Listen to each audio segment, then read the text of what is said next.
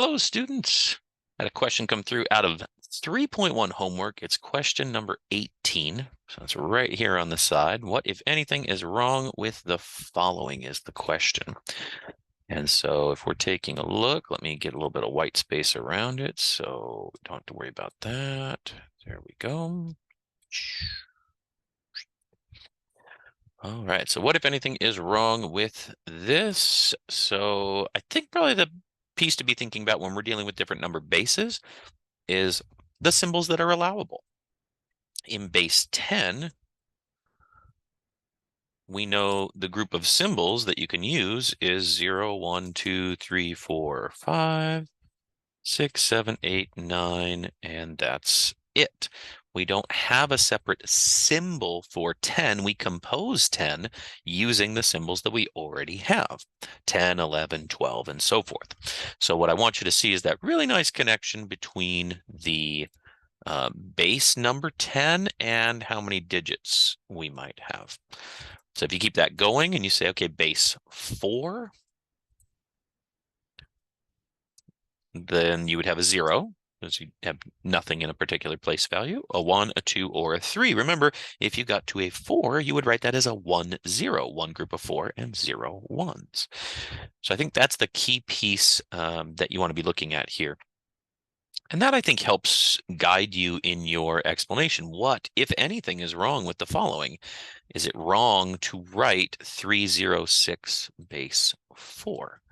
Well, 306 would mean 3 groups of 4 squared. So if you want to kind of put some lines down the middle here for place values, right? Here we go. So these would be your 1s. These would be your 4s. The next one would be 4 squared, which would be 16s. And the next one after that be 4 cubed, which would be 64. And again, I just keep multiplying as I go to the left. So, and let's see here. I think, no,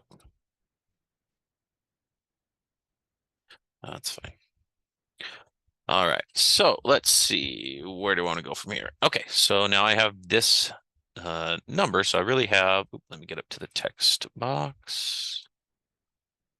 I have 3 of these, I have 0 of these, and I have 6 of those. So is there anything wrong with this? Yeah, there's definitely something wrong with it, right? Because you can't have 6 1s in a base 4 and consider it written properly. That would be like having 11 1s because you were writing the symbol E for 11 in a base 10 system. And in base 10, we just don't have the 11.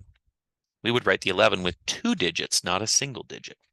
So here someone's trying to do the same thing. They're trying to write, because they might have 6 $1 bills and they were swapping them into a system that was based on 4s, base 4. So they got 306. Now, if you were, now that's all the question asks is, what, if anything, is wrong with the following? What is wrong with it?